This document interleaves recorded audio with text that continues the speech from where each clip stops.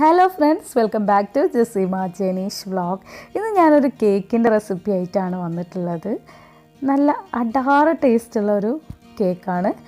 അത് നമ്മൾ ചിക്കൻ കൊണ്ടാണ് തയ്യാറാക്കുന്നത്. അപ്പോൾ ചിക്കൻ കേക്കാണ് നമ്മൾ ഇന്നത്തെ നമ്മുടെ വിഭവം. അപ്പോൾ എല്ലാവരും ഈ വീഡിയോ കണ്ടു നോക്കിയിട്ട് ഇനി ഈ കേക്ക് ഒന്ന് പരീക്ഷിച്ചിട്ട് നോക്കി നോക്ക്.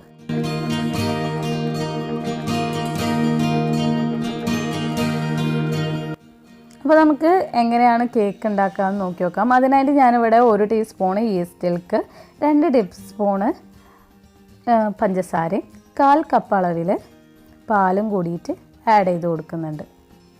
എന്നിട്ട് നമ്മുടെ ഈസ്റ്റ് ആക്ടിവേറ്റ് ആവാൻ വേണ്ടിയിട്ട് ഞാൻ 15 മിനിറ്റ് നേരം റെസ്റ്റ് ചെയ്യാൻ വേണ്ടിയിട്ട് വെച്ചിട്ടുണ്ടായിരുന്നു.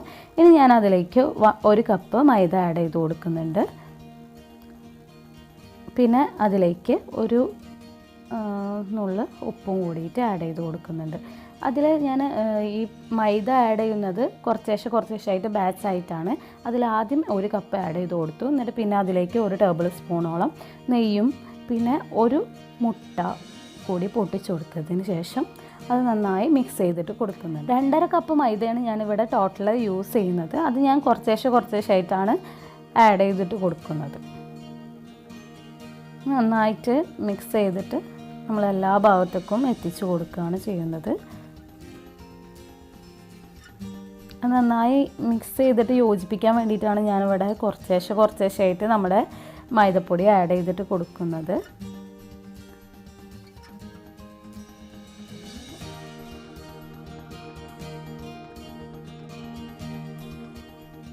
അപ്പോൾ നമ്മൾ ലാസ്റ്റത്തെ ബാച്ചും കൂടിയിട്ട് മൈദപ്പൊടി ഇട്ടതിന് ശേഷം നന്നായി നമ്മുടെ മാവ് കുഴച്ചെടുത്തിട്ടുണ്ട്. ഈ ഒരു പരുവത്തിൽ വേണം നമ്മൾ കുഴച്ചെടുക്കാനായിട്ട്.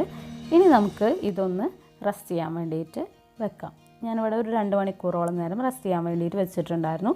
ആ നേരം ഞാനിവിടെ ചിക്കൻ ഫ്രൈ ചെയ്തിട്ട് എടുക്കുന്നുണ്ട്. ഉപ്പും മുളകും പൊടിയും മഞ്ഞൾപ്പൊടിയും സോയാ സോസും കൂടിയിട്ട് ആഡ് ചെയ്ത് കൊടുത്തതിന് ശേഷം അതാണ് ഞാൻ മാരിനേഷനായിട്ട് യൂസ് ചെയ്ത മസാല. എന്നിട്ടത് പൊരിക്കാനായിട്ട് വെച്ചിട്ടുണ്ട്. ഇപ്പോൾ ഏകദേശം 2 മണിക്കൂർ കഴിഞ്ഞിട്ടുണ്ട്. ഇനി ഞാൻ നമ്മൾ കേക്ക് ടിന്നിൽ കുറച്ച് ബട്ടർ സ്പ്രെഡാക്കി കൊടുത്തതിന് ശേഷം നമ്മൾ നേരത്തെ കുഴച്ച് വെച്ചിട്ടുണ്ടായിരുന്ന മാവ് ഞാൻ അതിലേക്ക് ആഡ് ചെയ്ത് കൊടുക്കുകയാണ് ചെയ്യുന്നത്. നമ്മൾ കേക്കൊക്കെ പ്രിപ്പയർ ചെയ്യുന്ന അതേപോലെ തന്നെ അടിയിൽ ഒരു തട്ടൊക്കെ വെച്ചതിന് ശേഷം നമ്മൾ കേക്ക് ബേക്ക് ചെയ്തിട്ട് എടുക്കുകയാണ് ചെയ്യുന്നത്. സിമ്പിളാണ് പരിപാടി. ഉണ്ടാക്കി നോക്കി കഴിഞ്ഞ് കഴിഞ്ഞാൽ എന്തായാലും നിങ്ങൾ ട്രൈ ചെയ്യും. അത്രക്കും നല്ല ടേസ്റ്റുള്ള ഒരു ഐറ്റമാണ്. അപ്പോൾ നമ്മൾ കേക്ക് ഇവിടെ കുക്കായിട്ട് വന്നിട്ടുണ്ട്. ഇനി ഞാൻ അതൊന്ന് കട്ട് ചെയ്തിട്ട് കൊടുക്കുന്നുണ്ട്. ആ നല്ല ചൂട് കൊടുക്കുന്നത് തന്നെയാണ് കേട്ടോ ഞാൻ കട്ട് ചെയ്തിട്ട് എടുക്കുന്നത്. എന്നാലാണ് അതിൻ്റെ ആ ഒരു ടേസ്റ്റൊക്കെ നമുക്ക് ശരിക്ക് കിട്ടുള്ളൂ.